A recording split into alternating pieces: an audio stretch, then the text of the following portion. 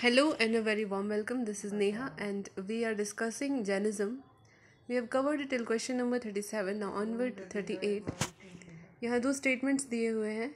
पहला है the Shwetambar canon included the 12 angas.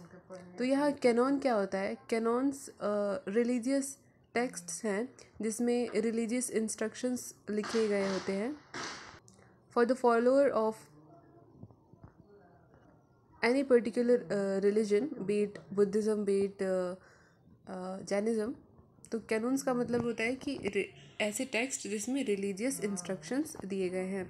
तो ये स्टेटमेंट में बोल रहा है कि श्वेतांबर कैनोन इंक्लूड 12 अंगास. तो जो श्वेतांबर का कैनोन है, एक सेक्ट है जैनिज्म का श्वेतांबर, उसके टेक्स्ट में 12 अंगास को इंक्लूड किया गया है. तो ये ठीक बात है, एकदम स्टेटमेंट सही है ये. सेकेंड स्टेटमेंट है according to Shvetambar tradition the Angas were compiled at a council held at Vallabhi. So ये स्टेटमेंट गलत है. जो श्वेतांबर ट्रेडिशन के अकॉर्डिंग जो अंगास इंक्लूड किए गए थे 12 अंगास, वो पाटलिपुत्र में जो फर्स्ट काउंसिल हुई थी उसमें इंक्लूड किए गए थे. तो सेकेंड स्टेटमेंट हमारा गलत हो जाएगा and first is true. Answer would be option D. The Shwetambar canon includes 12 angas. These are canonical traits of Jainism based on Mahavira's teaching.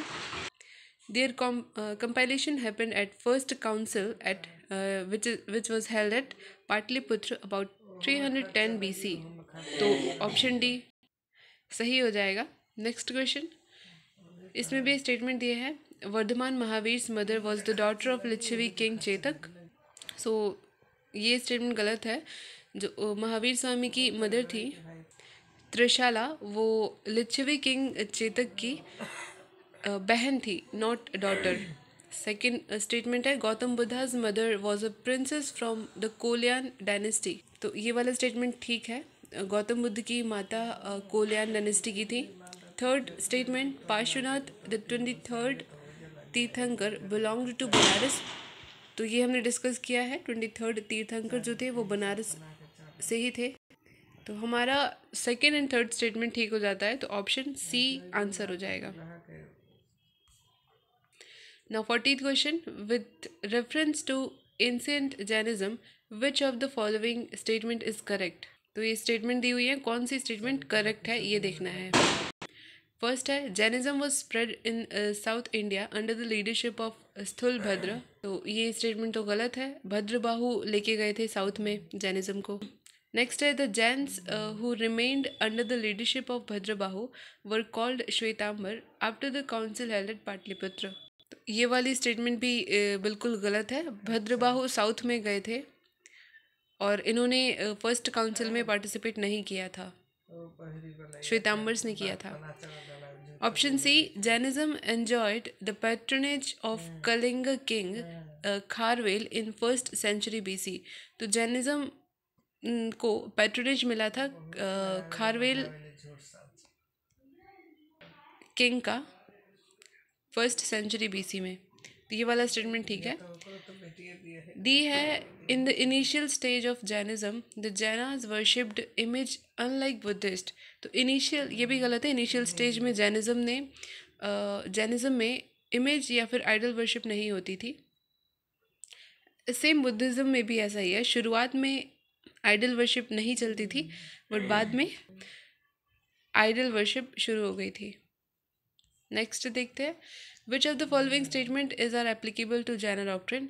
तो जैन डॉक्ट्रिन से कौन सा एसोसिएटेड है इनमें से. The surest way of annihilating karma is to practise penance. ये वाला statement ठीक है बिल्कुल. सेकेंड है every object even the smallest particle has a soul. तो ये जैनिज्म कहता है, ये डॉक्ट्रिन जैनिज्म की एक डॉक्ट्रिन है.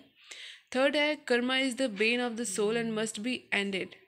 मतलब कि जो कर्मा है वही हमारे सोल का दुख का कारण है और हम अपने सोल को प्योरीफाई करने के लिए या फिर दुख से मुक्ति पाने के लिए हमें कर्म को ही एंड करना होगा bye practising penance.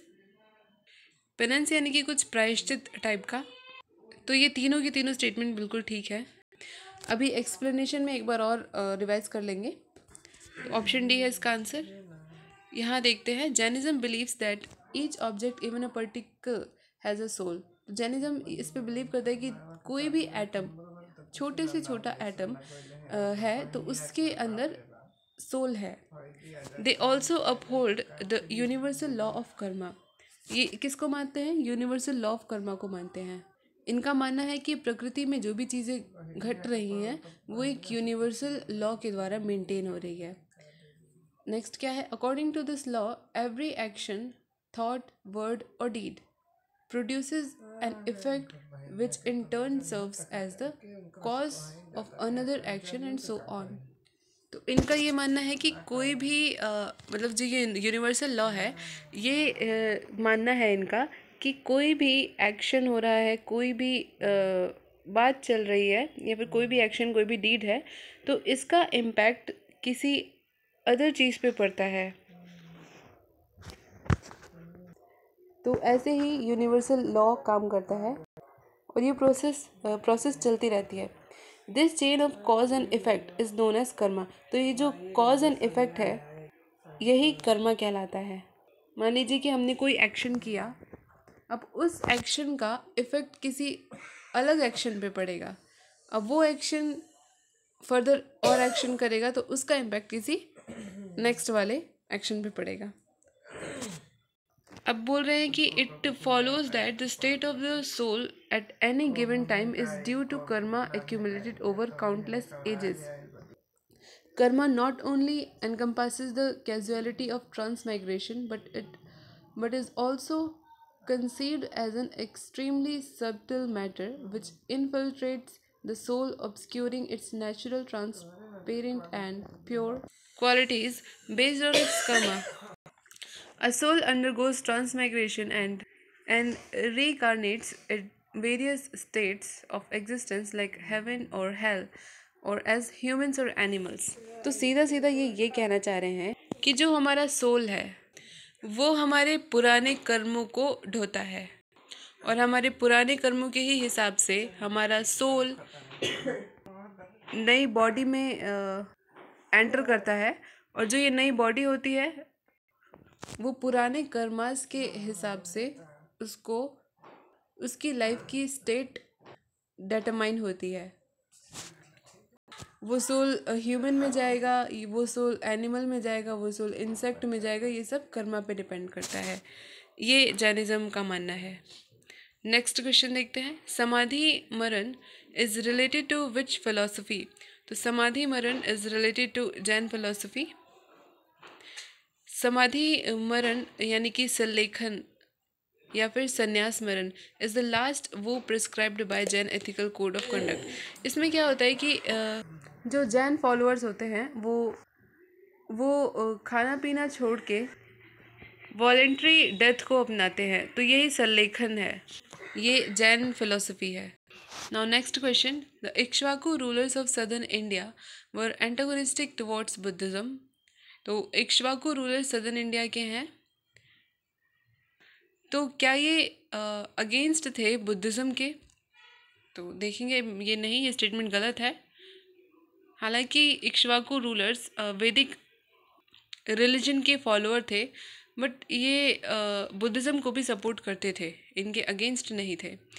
Second statement है, the Pala rulers of eastern India were patrons of Buddhism.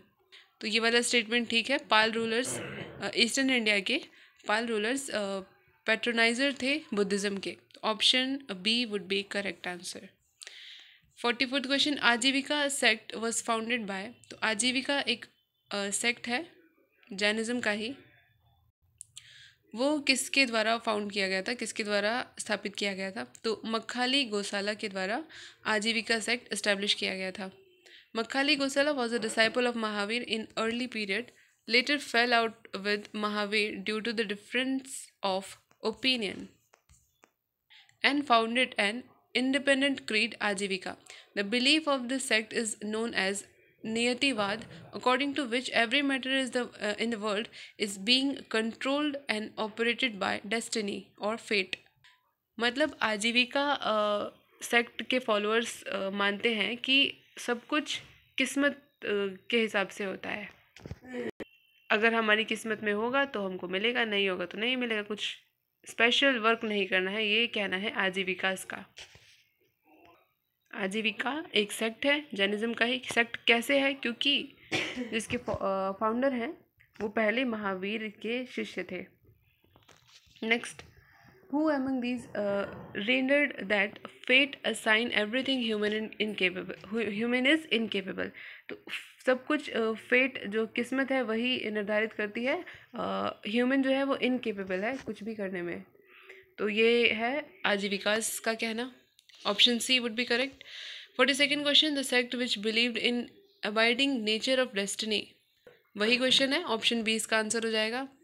47 है, इसमें मैचिंग करनी है। ये कुछ फेमस पर्सन है और यहाँ पे इनकी डॉक्ट्रिन्स दी हुई है, तो मैचिंग करना है। इसमें देखते हैं वो एक्सप्लेनेशन। तो लकुलिसा पशुपत डॉक्ट्रिन दी है, नागार्जुन ने शून्यवाद दी है, भद्रबाहु ने जैन दी है, मतलब जैनिज्म की डॉक्ट्रिन। भद्रबाहु जो सदर्न इंडिया में चले आए थे। गोसाला ने दी है आजीविका। Next question 48, who used the caves of बराबर एज देयर शेल्टर हाउस। तो बराबर केव्स को अपने शेल्टर के रूप में किसने यूज़ किया था? तो आजीविकाज ने। The act of cutting the mountain caves and developing them as residence was fully developed during the period of Ashoka and his grandson Dashrath. Residents were made for आजीविकाज। तो बराबर हिल्स का यूज़ किया था as a shelter आजीविकाज ने। Next, which one of the following is not true about the Barabar hill caves. So options हैं यहाँ पे, statements दिए गए हैं। There are in all 4 caves on the Barabar hill. B है, inscriptions of Ashoka are found on the walls of 3 caves. C है, these inscriptions inform us about the dedication of these caves to the Ajivikas. मतलब कि जो caves में inscription हैं वो हमें बताती हैं कि ये केव्स आजीविका की थी। ऑप्शन डी है, these inscriptions date back to 6th century BC। तो यही वाला गलत है, बाकी सारे ठीक हैं। There are in all 4 caves on the Barabar hill. बराबर हिल में 4 केव्स हैं। 4 में से 3 वॉल्स में अशोक के इंस्क्रिप्शन मिलते हैं, और ये जो इंस्क्रिप्शंस हैं इनमें चारों वॉल्स में ये आजीविका को डेडिकेट हैं, आजीविका सेक्ट को। नेक्स्ट, ये थोड़ा एक्सप्लेनेशन देख लेते हैं। बराबर caves were located at a distance of approx 30 kilometre from गया। These caves were hewed out from rocks for monks to live in. There are 4 caves on the Barabar Hill, out of which inscription of Ashoka are found on the walls of 3 caves. These caves were used by ascetic from Ajivika sect founded by Makkali Gosala. These rock-cut caves are related to Mauryan period in 321 to 185 BC. Inscriptions on these caves date back to 3rd century BCE and not 6th century BCE. The famous pilgrimage of Buddhists as well as of Jains in Uttar Pradesh is at Sarnath, Kaushambi, Devipatan और कुशीनगर। तो कौशाम्बी है। The present day Kaushambi district, carved out of Prayagraj on 4th April 1997, is located 33 miles away from the southwest of Prayagraj. Kaushambi has been mentioned several times in Vedic and Jain literature. तो कौशाम्बी वैदिक और जैन वैदिक literature में भी mention किया गया है और जैन लिटरेचर में भी। According to Puranas, Nichakshu the 6th in line of Parikshita transferred his capital from Hastinapur to Kaushambi, as Hastinapur was ravaged by flood, invasion of locusts and upheavals in the Kuru family itself. According to Jain text, Kaushambi was named due to an excess of Kushamb tree in the town. तो कौशाम्बी का नाम किस लिए पड़ा? क्योंकि यहाँ पे बहुत सारे कुशम्ब ट्री थे। It is the famous pilgrimage site of Jains and Buddhist. क्योंकि महात्मा बुद्ध ने कई बार यहाँ पे अपने उपदेश दिए थे और अपने बहुत सारे शिष्य यहीं कौशाम्बी में ही बनाए थे. There were many monasteries found here, but the most famous among them was Ghoshita Ram monastery, which was built by Shreshti Goshit. Next is, which one of the following statement is not correct? The statue of Gomateshwar at Sravanvel Gola represent the last तीर्थंकर of Jains. मतलब कि महावीर तो नहीं, ये महावीर को represent नहीं करता है. जो फर्स्ट तीर्थंकर थे ऋषभ देव, उनके ग्रैंडसन बाहुबली, उनका स्टैचू है गोमतेश्वर में. बी क्या है? India's largest Buddhist monastery is in Arunachal Pradesh. तो बिल्कुल ठीक बात है. अरुणाचल प्रदेश में सबसे बड़ी बुद्धिस्ट मोनेस्ट्री है.